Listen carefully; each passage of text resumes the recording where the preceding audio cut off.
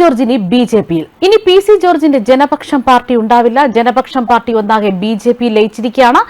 ഡൽഹിയിൽ ഇന്ന് ബി.ജെ.പി ആസ്ഥാനത്ത് ഉച്ചയ്ക്ക് 2 മണിയോടെ നടന്ന ചടങ്ങിലാണ് ജനപക്ഷം പാർട്ടി ഒന്നാകെ ബി.ജെ.പി ലയിച്ചു എന്ന വിവരങ്ങൾ പുറത്തുവരുന്നത്.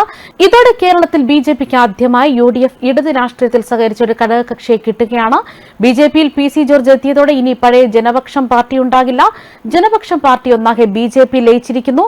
താമരയാണ് ഇനി ചിഹ്നമെന്നായിരുന്നു പി.സി. ജോർജിന്റെ വാക്കുകൾ.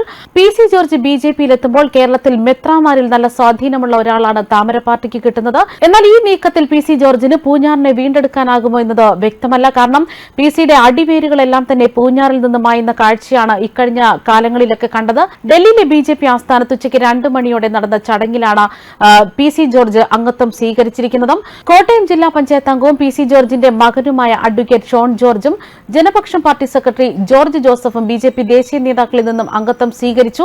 കേന്ദ്രമന്ത്രിമാരായ രാജീവ് ചന്ദ്രശേഖർ, വി മുരളീധരൻ, ഒപ്പം കേരളത്തിന്റെ ചുമതലയുള്ള പ്രഭാരി പ്രകാശ് ജാവ്ദേക്കർ, അനിൽ ആന്റണി എന്നിവരുടെ സാന്നിധ്യത്തിലായിരുന്നു പാർട്ടി പ്രവേശനം.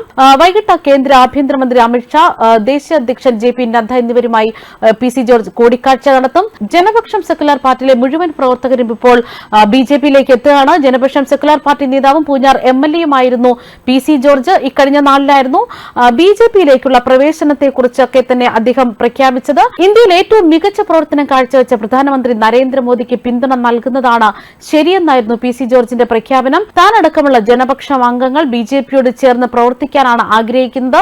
അംഗത്വമെടുത്ത് ഔദ്യോഗിക ബി.ജെ.പി അംഗമാകാൻ തന്നെയാണ് എല്ലാ ജനപക്ഷ അംഗങ്ങളും താൽപര്യപ്പെടുന്നതെന്നും പി.സി. ജോർജ് വ്യക്തമാക്കിയിരുന്നു.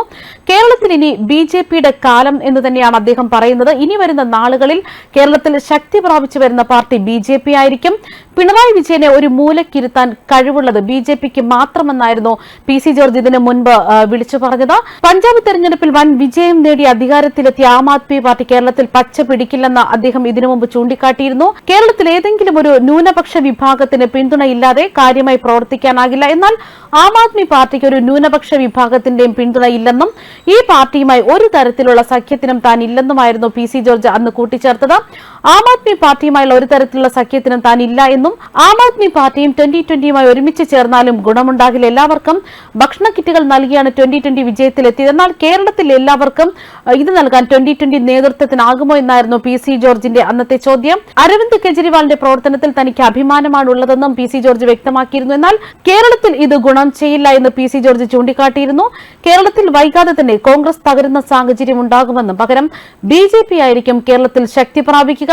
അടുത്ത വർഷത്തിനുള്ളിൽ ബി.ജെ.പി പ്രധാനപ്പെട്ട ശക്തി കേന്ദ്രമായി മാറുമെന്ന് തന്നെയാണ് പി.സി. ജോർജ് വ്യക്തമാക്കിയത്. അത്തരത്തിൽ പിണറായി വിജയനും ബി.ജെ.പിയും നേരിട്ടുള്ള ഏറ്റുമുട്ടലാകും ഇനി നടക്കാൻ പോവുകയാണ് എന്നായിരുന്നു ഇതിനു മുമ്പ് തന്നെ പി.സി. ജോർജ് അഭിപ്രായപ്പെട്ടത്.